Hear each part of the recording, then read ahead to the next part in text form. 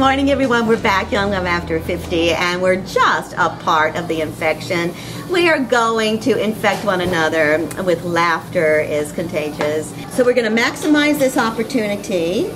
Is what we're doing. You know, and I think the thing that's so funny is that we have taken our world and we've said this is business and this is private and this is spiritual, and we've divided it all up. And dividing it all up means that we can then be controlled. So for me, what's so important when I work with people in business is to know, take a look at what your self-worth is. You know, take a look at that. And if you look at your net worth, you'll find that they are reflecting each other.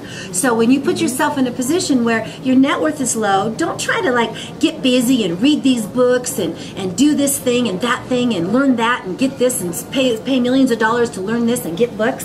Instead of doing all of that, just work on your self-worth and your net worth will increase. It's really that simple. It truly is, from the inside out, the manifestation.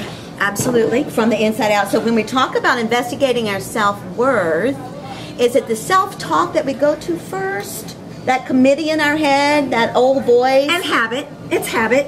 You know, we're raised by people that tell us this is right, this is wrong, this is what you do to be a good girl, be a good boy, this is what you do to win. You know, and you learn all those things, and you have your own independent mind. You have your own independent ability to think uniquely different from any other person in the entire world. And so when you put yourself in the position where someone starts to tell you how to think, how to do, your self-worth starts to dissipate. And you've got to work through that and find the kind of assistance so that you can work through that. And you can't see it on your own.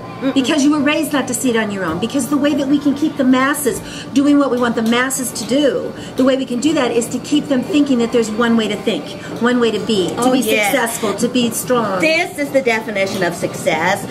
This is the way you're supposed to maintain your health.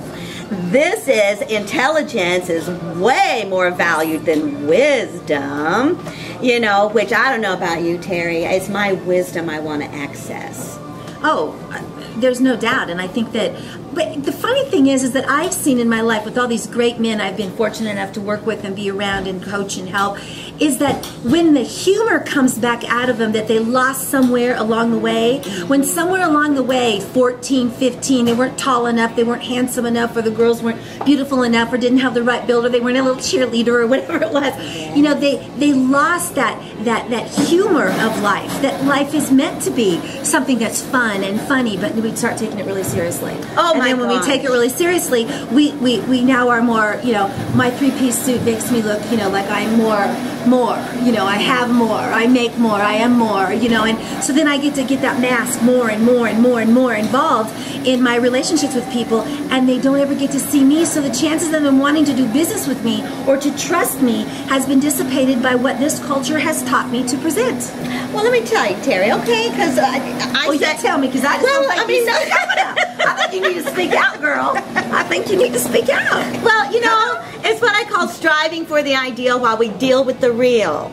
Okay, because we do have these ideals that we have that are soul driven, sole purpose, and then we have to learn how to move through this world.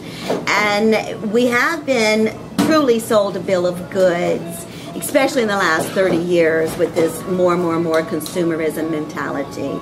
But this energy that we bring right now, I believe in the spirit of America's entrepreneurism. I believe it with my heart and my soul. We can talk about all the icky things that have gone on in America. We can talk about it. We can complain about it. But the truth is, if we help one entrepreneur, those entrepreneur helps our entire economy, helps our schools. It helps the way everything works. Entrepreneurism is what we founded this country on. If we make ourselves too social, then we lose the entrepreneurship, and as long as we keep entrepreneurs alive, we will always have new ideas for winning.